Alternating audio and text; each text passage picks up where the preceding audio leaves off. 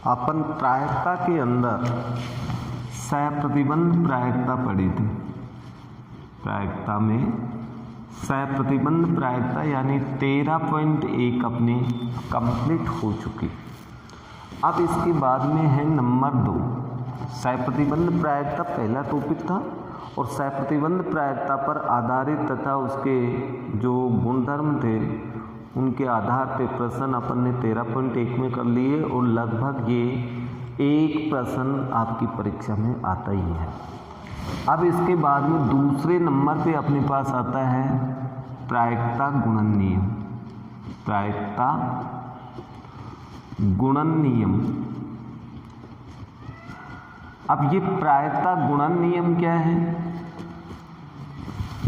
ये अपन ने पहले पढ़ा था कि जब किसी प्रतिदर्श समष्टि में दो घटना ई तथा एफ इस प्रकार हों कि एफ के घटित होने पर ई की सहप्रतिबंध प्रायिकता अपन ज्ञात करें तो हम इस सूत्र की सहायता से ज्ञात करते थे। पी ई इंटरसेक्शन एफ बटा पी एफ।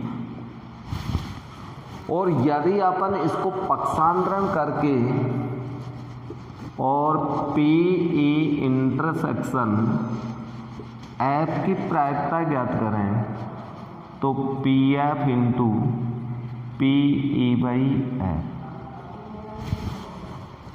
यानी कहने का मतलब ये है ई या एफ, ई और एफ के इंटरसेक्शन की प्रायिकता एफ की प्रायिकता इंटू ई की सहप्रतिबंध प्रायिकता के बराबर होती है। यही प्रायिकता गुणन नियम कहलाता है। इसे ही प्रायिकता गुणन नियम कहते हैं। या फिर इसको अपन शॉर्ट में इस प्रकार भी लिखते हैं ई एफ का अर्थ हुआ ई या एफ की प्रायिकता बराबर P F into P E by F. ये ई की सहप्रतिबंध प्रायिकता है, ये एफ की प्रायिकता है। एफ तथा ई की सहप्रतिबंध प्रायिकता का गुणनफल ई या एफ की प्रायिकता के बराबर होता है या उनके इंटरसेक्शन की प्रायिकता के बराबर होता है। यही प्रायिकता गुणन नियम कहलाता है। अथवा हम इसे इस प्रकार भी लिख सकते हैं कि पी ई एफ है बराबर, मान लीजिए एफ की प्रायिकता मालूम नहीं है, आपको ई की प्रायिकता मालूम है तो पी ई इंटू एफ की सहप्रतिबंध प्रायिकता लिखनी पड़ेगी फिर। तो यही प्रायिकता गुणन नियम कहलाता है। ये प्रायिकता गुणन नियम है। नियम, इसे प्रायिकता गुणन नियम कहते हैं दो घटनाओं का। और दो घटनाओं के बीच में कोई भी चिन्ह नहीं है तो इसका अर्थ है कि वहाँ इंटरसेक्शन का चिन्ह होगा। ये प्रायिकता गुणन नियम का सूत्र हो गया। यदि घटना तीनों घटनाएं तीन ई एफ एंड जी हों तो प्रायिकता गुणन नियम के अनुसार ई या एफ या जी की प्रायिकता यानी तीनों के इंटरसेक्शन की प्रायिकता ज्ञात करें तो हमारे पास ये होगा पी ई डॉट ई की प्रायिकता एफ की सहप्रतिबंध प्रायिकता डॉट जी की सहप्रतिबंध प्रायिकता पी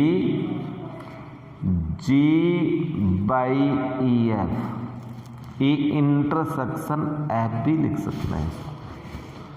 तो ये तीन घटनाओं के लिए है। और यदि इसको आप शॉर्ट में लिखना चाहें तो आप ऐसे भी लिख सकते हैं पी ई एफ जी बराबर P E F by E dot G by E F. यानी ई की प्रायिकता एफ की सहप्रतिबंध प्रायिकता जी की सहप्रतिबंध प्रायिकता, जबकि ई या F घट चुकी।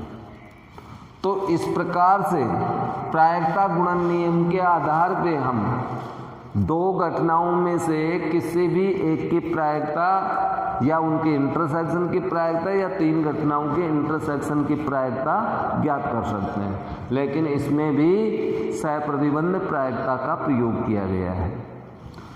अब इसके बाद में प्रायिकता गुणन नियम के बाद में आपके तीसरा पॉइंट आता है स्वतंत्र घटनाएं। स्वतंत्र घटनाएं, स्वतंत्र घटनाएं। मान लीजिए आपके प्रतिदर्श समष्टि में, प्रतिदर्श समष्टि में दो घटना E व F हैं, तो यदि अपन इनके इंटरसेक्शन की प्रायिकता ज्ञात करें और दोनों घटनाओं के अलग अलग प्रायिकताओं के गुणन के बराबर हो तो दोनों घटनाएं स्वतंत्र घटना कहलाती हैं। अर्थात कहने का मतलब PE इंटरसेक्शन F बराबर PA डॉट PB। यदि ये मान प्राप्त हो अपन को तो E तथा F स्वतंत्र घटना, E तथा F स्वतंत्र घटनाएं हैं। ये स्वतंत्र घटनाओं के लिए इंटरसेक्शन की प्रायिकता इस प्रकार से प्राप्त हो तो दोनों घटना स्वतंत्र होती हैं, अन्यथा घटनाएं स्वतंत्र नहीं होती। ओके, अब इसके बाद में अपन देखते हैं इसमें किस टाइप के प्रश्न आते हैं। उदाहरण नंबर 1 है, जिसके अंदर अपन को ये दिया हुआ है कि एक कलश में 10 गेंद सफ़ेद हैं, 5 गेंद काली हैं। उस कलश से 2 गेंदें एक के बाद एक निकाली जाती है। पहली गेंद निकालने के बाद दूसरी गेंद को, पहली गेंद को वापस नहीं रखता। इस प्रकार से दोनों गेंदों का काली होने की प्रायिकता ज्ञात कीजिए। दोनों गेंदों का काली होने की प्रायिकता ज्ञात कीजिए। तो अपन यहाँ पर मान लेते हैं कि माना पहली गेंद काली घटना, इस घटना को हम मान लेते हैं A, तथा दूसरी गेंद काली, दूसरी गेंद काली होना घटना B मान लेते हैं। अब अपने पास प्रश्न आता है कि एक गेंद निकाली गई, पहली काली गेंद है, एक गेंद निकाली गई तो पहली गेंद काली है, तो पहली गेंद का काली होना, पहली गेंद काली होने की प्रायिकता,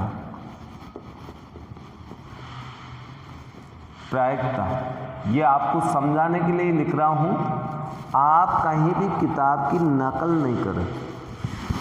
PA बराबर, अब देखिए काली गेंद अपने पास 5 है, तो अनुकूल परिणाम 5 में से कोई भी गेंद निकल सकती है। कुल परिणाम कलश में कुल गेंद 15 है, तो ये हुई 5/15 इसकी प्रायिकता। अब एक गेंद निकलने के बाद इसको वापस नहीं डालेंगे, अर्थात कलश में बच गई अब शेष काली गेंद 4 और कुल गेंद 14। तो दूसरी गेंद अब निकालेंगे आप, पहले निकाल चुके, यानी ये घटना घट चुकी। कौन सी घट चुकी? ए वाली गेंद काली होने की प्रायिकता। अब इसकी प्रायिकता ज्ञात करें, अपन PB ज्ञात करें तो PB का मान ऐसे नहीं आएगा क्योंकि इसमें घटना एक घट चुकी, तो इसको अपन लिखेंगे PB/A। ये घटना घट चुकी, ए वाली घटना घट चुकी, पहले इसकी प्रायिकता निकल चुकी, एक गेंद निकाल चुके, फिर दूसरी निकाल रहे हो, तो ये होती है PB/A, बी की सप्रतिबंध प्रायिकता। और यहाँ पर प्रायिकता निकालें अनुकूल परिणाम। काली गेंद उसमें 4 हैं, कलश में कुल गेंद हैं 14, तो इसकी प्रायिकता ये हो। इसलिए दोनों गेंद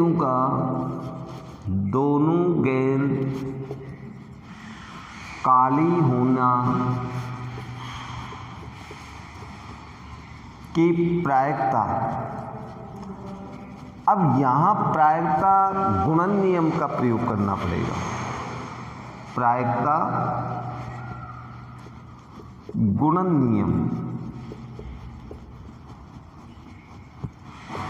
दोनों गेंदों का काली होना, यानी या तो पहली गेंद काली या फिर दूसरी गेंद काली, बराबर अपने पास आएगी PA PB/A।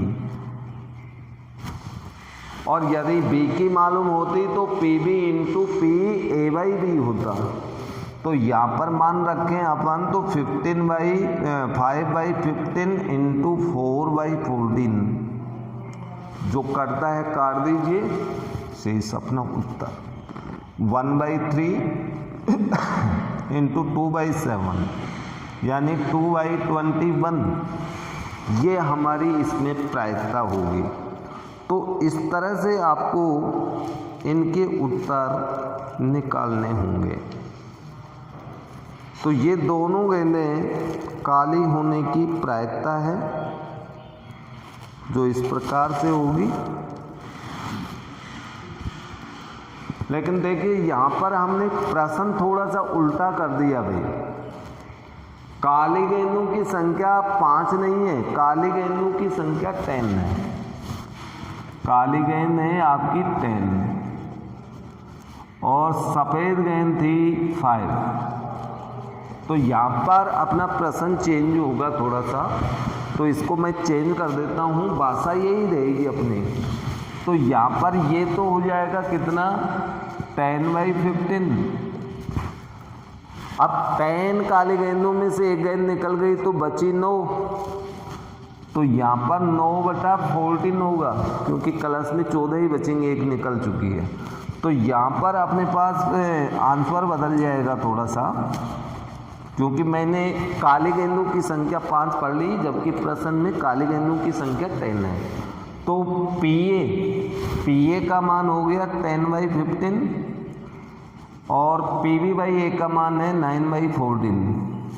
अब जो करता है वो काट लीजिए। अब तो यहाँ से ये कट जाएगा 5, ये 7, ये 3 एंड ये 5 से 5 भी कट गया, 3/7 आपका उत्तर हो गया। तो आपका इसमें उत्तर आएगा 3/7 आंसर। ओके, तो इस तरह से हम प्रायिकता गुणन नियम का प्रयोग करते हैं। तो दो घटनाओं के एक साथ घटित होने की प्रायिकता इस प्रकार से प्राप्त होगी, या तो A या B। 52 पत्तों की गड्डी से पहले 2 पत्ते बादशाह तथा तीसरा पत्ता इक्का होने की प्रायिकता ज्ञात कीजिए। तो यहाँ भी अपन को प्रायिकता गुणन नियम का प्रयोग करना पड़ेगा। कुल पत्ते 52 हैं, 52 पत्तों में से 4 बादशाह होते हैं और 4 ही इक्के होते हैं। लेकिन जब पत्ते इसमें से निकाले जाते हैं तो उनको वापस नहीं रखा जाता, अर्थात पत्ते जो निकाल लिए वो निकाल लिया, बिना प्रतिस्थापन की क्रिया है। तो आप सबसे पहले यहाँ लिखेंगे माना बादशाह होना घटना, इस घटना को हम मान लेते हैं A, चलो K ही मान लेते हैं, किंग मीन्स बादशाह, और इक्का होना घटना ए मान लेते हैं। तो पहले नंबर पे आपने बादशाह निकाला, पहला पत्ता बादशाह होने की प्रायिकता,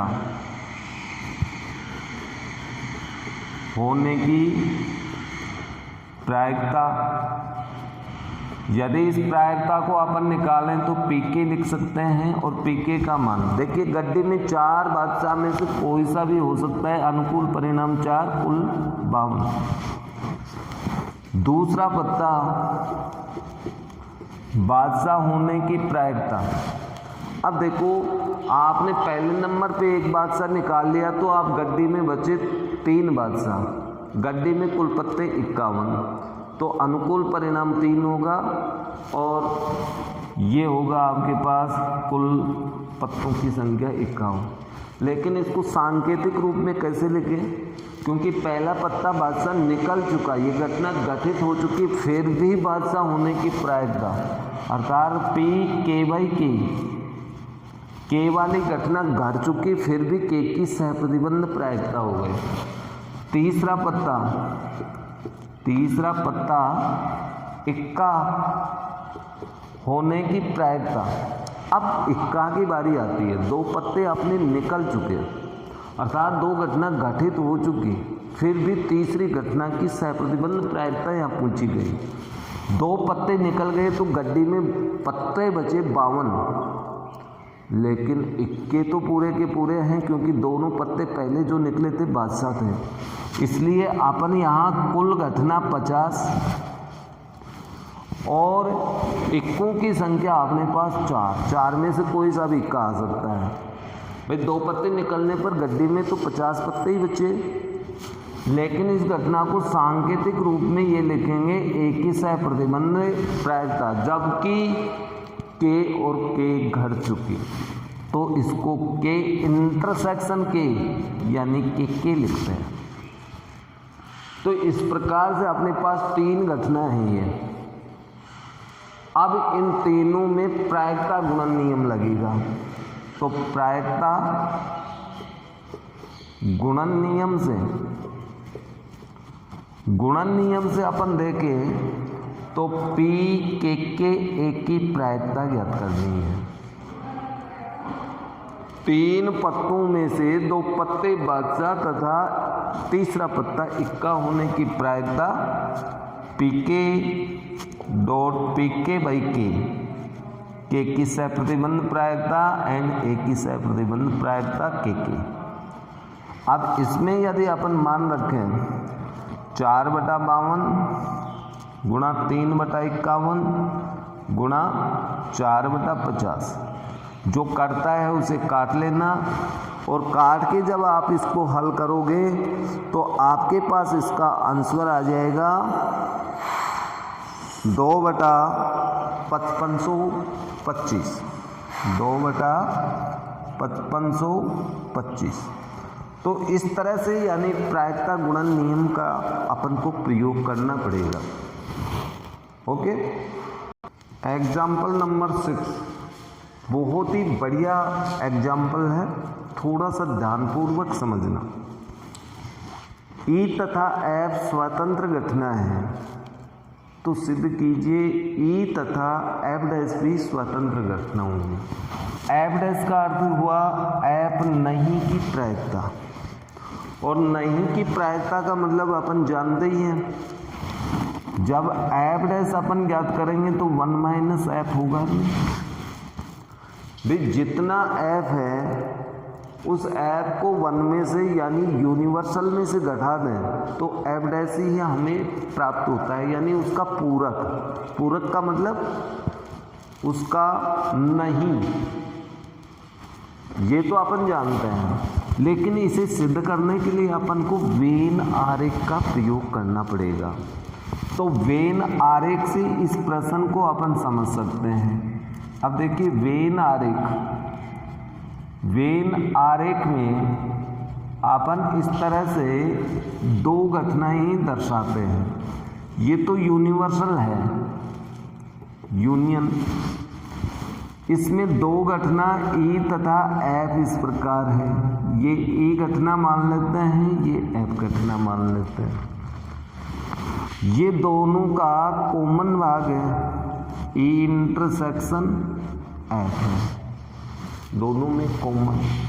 और कॉमन के अतिरिक्त ये जो भाग बच गया जो मैं छायांकित कर रहा हूँ, इसे ध्यानपूर्वक देखिए, ये भाग है और एक भाग ये है।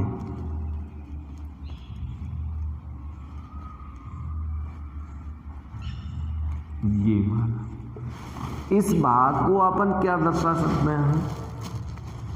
इसको हम यही तो लिख सकते हैं, ई इंटरसेक्शन एफ डैश, जो एफ में नहीं है, अर्थात पूरे एफ में नहीं हो और ई तथा यूनिवर्सल में से कॉमन हो।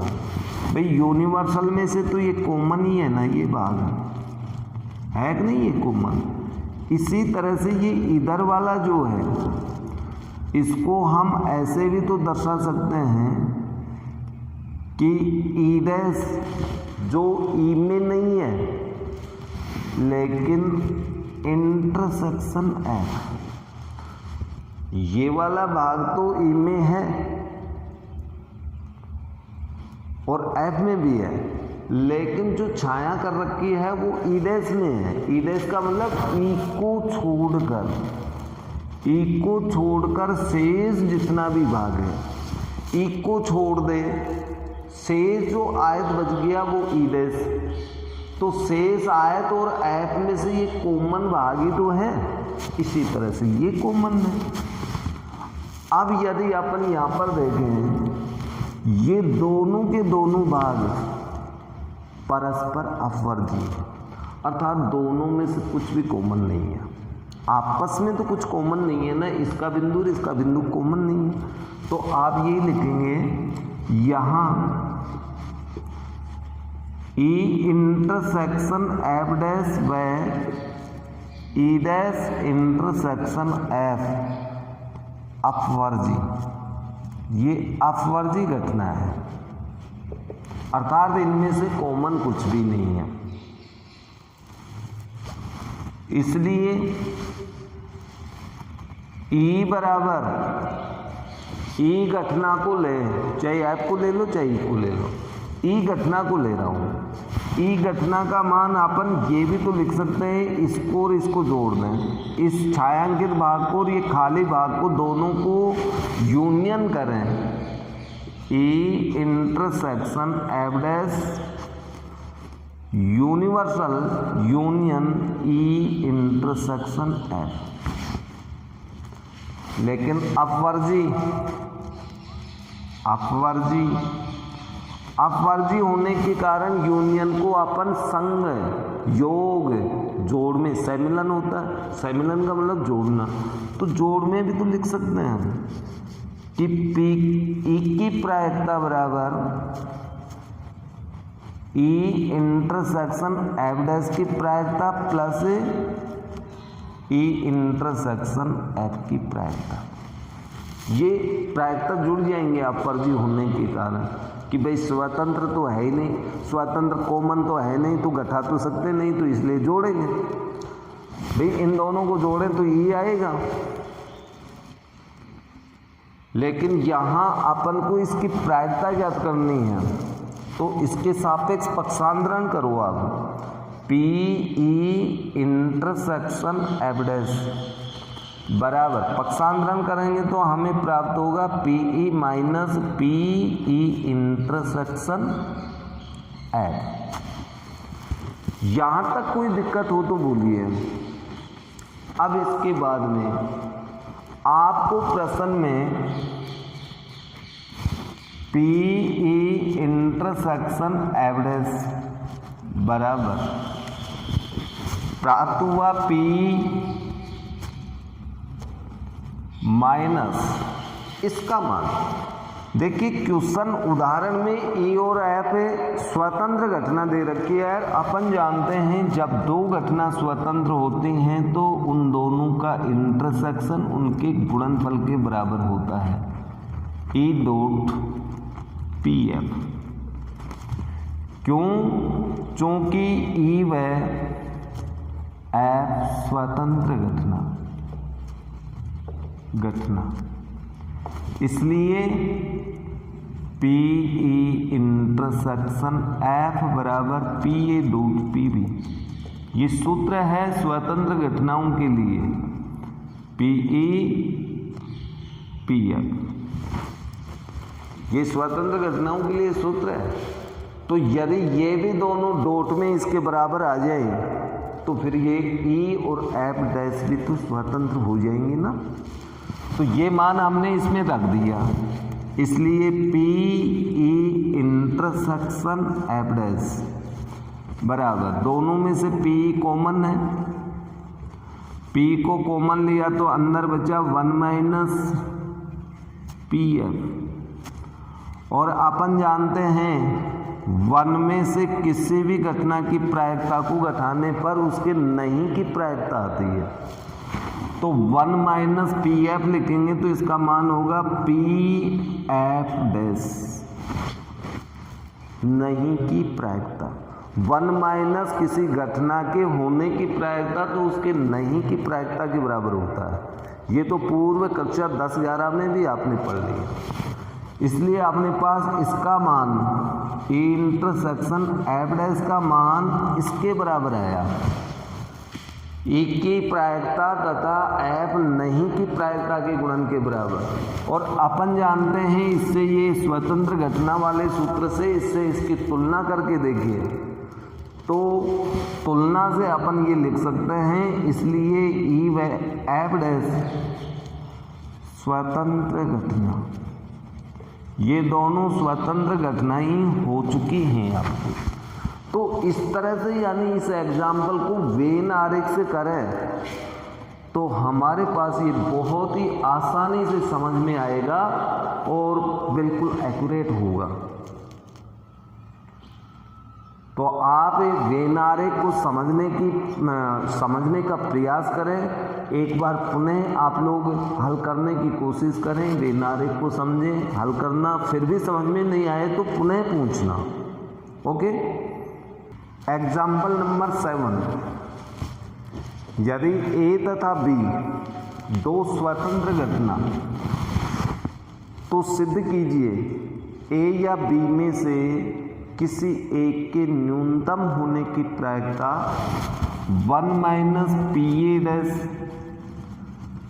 Dot P B dash B नहीं की प्रायिकता। ये अपन को सिद्ध करना है और सिद्ध करने का प्रश्न है, इसलिए सबसे पहले तो अपन यहाँ लिखते हैं, क्योंकि ए व बी स्वतंत्र घटना, और जब ये दोनों स्वतंत्र घटना है तो अपन जानते हैं ए इंटरसेक्शन बी का मान होगा P A dot P B, P A dot P B. एक नंबर। इसके बाद में अपन को सिद्ध करना था ए या बी में से न्यूनतम एक की प्रायिकता। तो अब यहाँ लिखता हूं मैं ए या बी में न्यूनतम एक की प्रायिकता,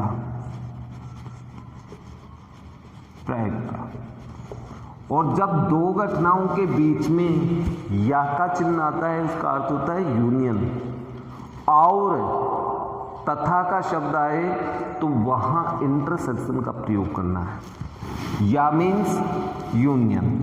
तो इसे अपन लिखेंगे पी ए यूनियन पी। लेकिन अपन जानते हैं इसका सूत्र है पी ए यूनियन बी बराबर P A plus P B minus P A intersection B. लेकिन समीकरण नंबर 1 से मान रखिए P A plus P B minus समीकरण 1 से ए तथा बी स्वतंत्र घटना है तो इंटरसेक्शन का मान होगा P A dot P B. Okay, बराबर पी ए प्लस इन दोनों में से कॉमन पी बी, तो अंदर अपने पास बचा 1 माइनस पी ए, और 1 माइनस पी ए मीन्स होता है पी ए डैश, ए नहीं की प्रायिकता। ये कक्षा 10 में पढ़ा हुआ सूत्र है प्रायिकता में। तो पी ए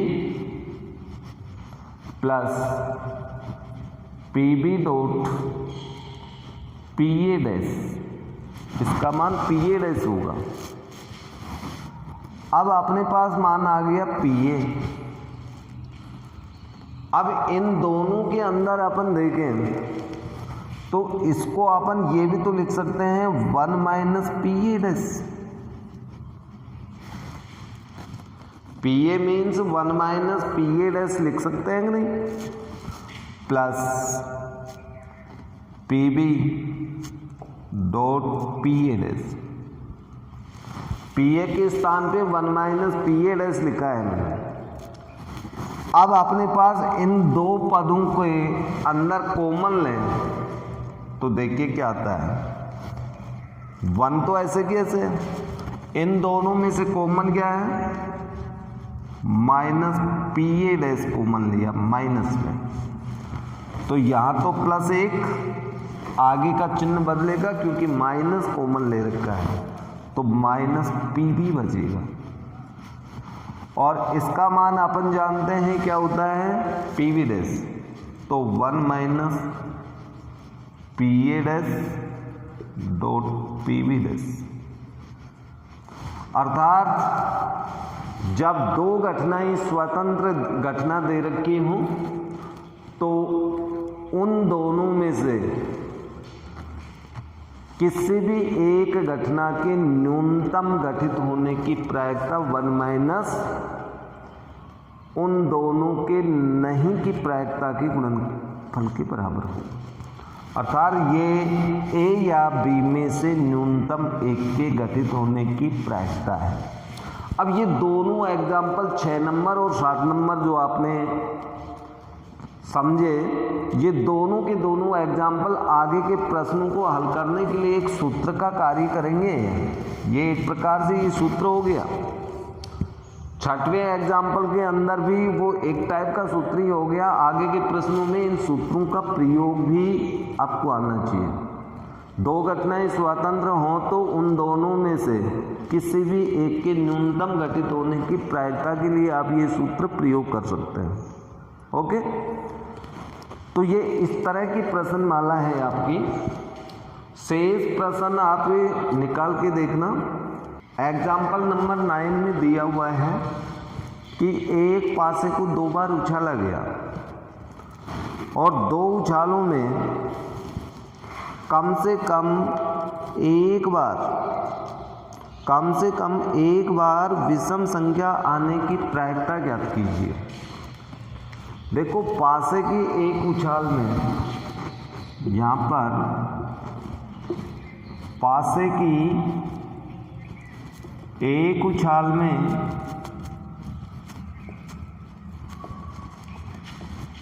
विषम अंक अपन जानते हैं 1, 3, 5 होता है, इसलिए विषम अंक की प्रायिकता बराबर 3/6 बराबर 1/2। एक उछाल में विषम अंक आने की प्रायिकता ये होती है। तो दूसरी उछाल में या 2 उछालों में, इसलिए 2 उछालों में विषम अंक की प्रायिकता, 2 उछालों में विषम अंक की प्रायिकता ज्ञात करें तो अपने पास 1/4 आती है। अब प्रश्न अपन से पूछा गया है कि कम से कम एक उछाल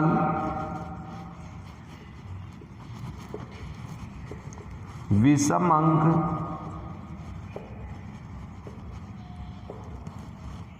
की प्रायिकता। अब ये प्रायिकता अपन एग्जाम्पल नंबर 7 के आधार पे निकाले तो 1 माइनस पीए डैश यानी पहले उछाल में विषमांक गुणा दूसरी उछाल में विषमांक नहीं होने की प्रायिकता। तो नहीं होने की प्रायिकता भी 1/2 ही होगी, तो उसके आधार पे 1/2 इंटू 1/2 ये लिखना पड़ेगा, या फिर दोनों उछालों में विषम अंक आने की प्रायिकता 1 माइनस दोनों उछालों में सम अंक आने की प्रायिकता भी लिख सकते हो। तो अपने पास 1 माइनस 1/4 मीन्स 3/4 ये अपना उत्तर होगा। तो इस टाइप के प्रश्न यानी इस प्रश्नमाला में है। एक एग्जाम्पल नंबर 8 और देख लीजिए, एग्जाम्पल नंबर 8। एग्जाम्पल नंबर 8 में है कि 3 सिक्कों को एक साथ उछाले जाते हैं। पहले सिक्के पर चित, दूसरे पर पहले पर पट, दूसरे पर चित और तीसरे पर पट आने की प्रायिकता ज्ञात कीजिए। अब देखो यहाँ पर सिक्के तो बिल्कुल अलग अलग हैं, एक ही सिक्के को नहीं उछाला गया, एक सिक्के को 3 बार नहीं उछाला गया, 3 सिक्कों को एक साथ उछाला गया और पहले सिक्के पर पट, दूसरे पर चित, तीसरे पे पट, तीनों बिल्कुल स्वतंत्र हैं। भाई पहले पर चित आ जाए और तीसरे पर पहले पर पट आ जाए, तीसरे पे पट आए या नहीं आए तो उससे पहले का कोई लेना देना नहीं है, तीनों घटना स्वतंत्र घटना है। फिर भी ये क्या कह रहा है कि इनकी प्रायिकता ज्ञात करो, तो इनकी प्रायिकता ज्ञात करें अपन तो प्रायिकता गुणन नियम से इनकी प्रायिकता निकलेगी। तो अपने पास यहाँ पर ये लिखेंगे 8वां एग्जाम्पल, एग्जाम्पल नंबर 8। 3 सिक्कों को एक साथ उछाला, पहले सिक्के पर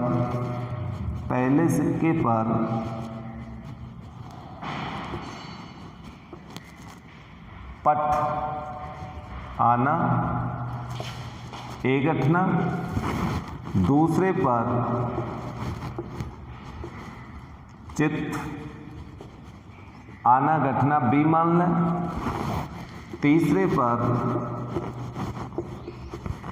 पट आना घटना सी मान लें।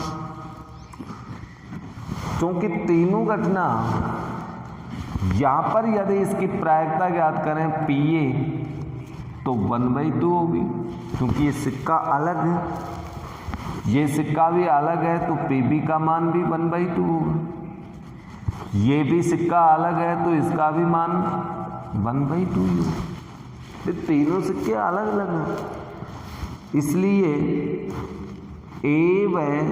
ए बी तथा सी स्वतंत्र घटना, ये स्वतंत्र घटना है, स्वतंत्र घटना ही है। इसलिए ए बी सी की प्रायिकता, और जब 3 घटना स्वतंत्र हों तो स्वतंत्र घटना वाले सूत्र के अनुसार बीच में कोई चिन्ह नहीं, तो इसका मतलब इंटरसेक्शन है। P A intersection B intersection C का मान होगा P A dot P B dot P C. 3 घटनाओं के लिए 3 घटनाएं स्वतंत्र हों तो हमें इस सूत्र का प्रयोग करना पड़ेगा। तो पी ए बराबर 1/2 इंटू 1/2 इंटू 1/2 मीन्स 1/8, ये अपना उत्तर होगा।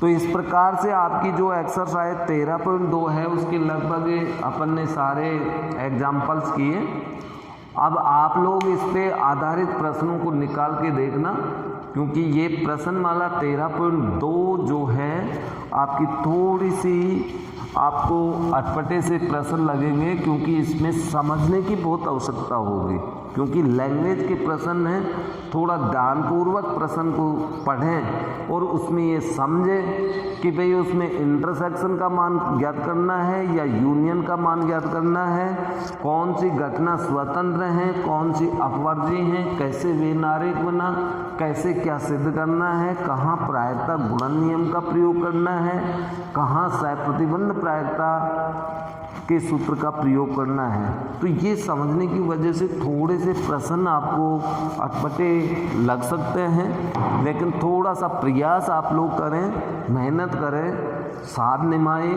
और आप लोग कुछ पूछते हुए आगे बढ़े तो बिल्कुल ये भी आपके समझ में आएगा।